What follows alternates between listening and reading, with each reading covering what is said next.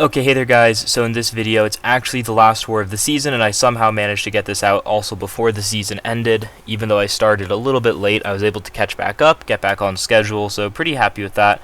Final war is going to be against XK9 here.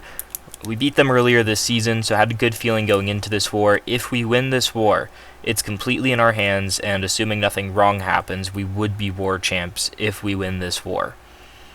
Like, there's no ifs, ands, or buts. If we win, we get war champs, and we have a pretty good shot at winning here, but still, I need to make sure I do my part. I'm going to put on the boosts, need to secure the win here. Even if it's likely, I want the boosts, I want the win here.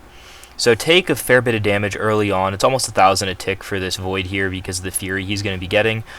So I had the skill boost on just in case, because I'm not going to be triggering Frenzy, so I can keep removing the debuffs in case the SP2 didn't do a ton of damage even with the Furies. I wanted to be able to get back up to that SP2 just a little bit quicker in case he had more health there or something. I just ended the season. I wanted the safety, so I threw on the boost. Pretty much how it went there. Then I'm going to switch over to the tech boosts here. But yeah, so XK9, we beat them once this season. Have the second war here. That Void fight, I've done it a couple times, so I felt good going into it. This next fight here, the only panic I had was if it had suicides, but this was towards the end of the war. We knew she didn't have suicides at this point, and Global is actually down at this point. We did a boss rush, I think, or I just moved really late in the day. It was something like that. I'm trying to remember which it was, but I'm moving with someone else here, and I think we were waiting for the Global to come down. It's also the last war, so it doesn't really matter if I talk about the Global or not. But so there's only like three concerns for this fight. Not letting my weaknesses build up, especially right before my SP2s. I don't want to let the weaknesses build up so she doesn't get the Fury, and also because of insult to injury, I don't want to lose too much ability accuracy here. So I want to try to keep my combos short, and so the weaknesses don't stick, so my SP2 does a lot of damage. Gonna block here. Make sure I have my infection on because she's gonna remove those armor breaks because of her shrugging ability. Get up to my third SP2 here. Just gonna throw a little 2 hits. SP2. No playing around. Want the big damage. Finish the fight quicker. The Elsa went very, very smoothly. I think it wouldn't have even been an issue even if she was a global champion, which she is a global champion. But by that I meant like if the global is still there. I played around the node pretty well. I didn't let the insult to injury really get to me. I think she shrugged off, or I think I failed one parry in that fight is what I remember, but I don't remember seeing it right there. I didn't comment on it. And you can see the person I'm moving with. We were waiting so that we can get just a couple fights down a little bit easier, a little bit more simple. So here I'm going to switch over to the invul. It's the last invul of the season, but that's a-okay because, well, it's the last war of the season as well, and the next fight I'm going to want to power start 1-4. If, let's say, this was like a very, very meaningful war, because as I said, at this point especially, we had a pretty good idea we would win, but like if, let's say, this was like middle of the season, I had to 100% go for this. I'm not sure exactly what would have happened. That combo there was really frustrating because I was dashing back right at the start, and he dashes in, so he catches me on my dash back. And right there, I actually have, if you notice, he gains a nonsense charge. And this fight's off to a really, really bad start for this fight, because you really don't want to get hit there, because now look how much higher his power is because of that. And now I have to throw a second SP1 in this fight. Fortunately, I'm still in Frenzy, and he has the shocks, so the bleeds and the shocks are all ticking during that, because I opened up a couple extra points in deep wounds. I put on suicides for this, obviously, as you could tell, and just because it's off season, so I'm going to leave the suicides on for a bit. But I had some extra points, so I was trying to figure out where to put them. I'm like, well, I'm using Mole Man, and technically Warlock has a bleed for this Havoc if I need it, so I figured I'd throw on the Deep Wounds Mastery. But I have this torch to drop a pre-fight on Doom.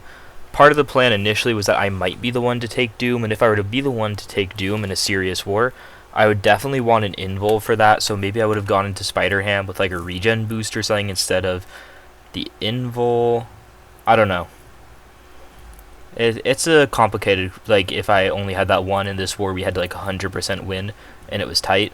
Because at this point, again, we were pretty confident, and you'll see where the score is right now at the end of the video, obviously. So just trying to get up to my infection, make sure I have it on for the SP2 to get the double armor break right at the start instead of just the end. And as you can see, takes off quite a bit there. Finally, getting to use getting to use Warlock a lot this season was really, really fun. Especially for these Havocs, getting to finally be the one to do this cheesy fight. Usually it wasn't me, so like back at GT and all these other places where I just didn't have the Warlock. So that's going to be the end of the war for me. I'm going to talk to Triple here for a second and drop off the pre-fight for him. But that's going to be the season for me there, guys. This has been absolutely incredible season for me personally. Really, really proud of Salty. Very happy with my performance here for the season. Might not have been the most fights out of anyone in the BG. Definitely not with Fios there. But definitely not the most in the BG, in the Alliance, or anything like that, or in any war. Not an MVP in any of them. But I'm really happy with how I played and was able to give the team a really solid base going down that path 4 there and handling those fights with, I went deathless this season, so that's always proud of that when I get a deathless season here. So it was a pretty good season for me, pretty happy, and that should get us War Champion, because there's the score. 1 death, my BG had a donut.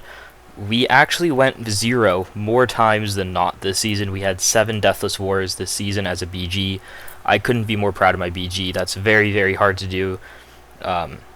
If you've done 0 as a BG, you know it can be intense and it can be tough to get it done, especially that often. Pretty much every war, almost more than every war, really, if you think about it. But XK9 did a great job this war. They had a solid season. Always a pleasure to fight them. Fun alliance. Have some good memories fighting them, especially. Really intense war in my first Master season, so I always have a special place in my heart there. Thank you guys so much for sticking around and watching this season and coming back after that long break from me.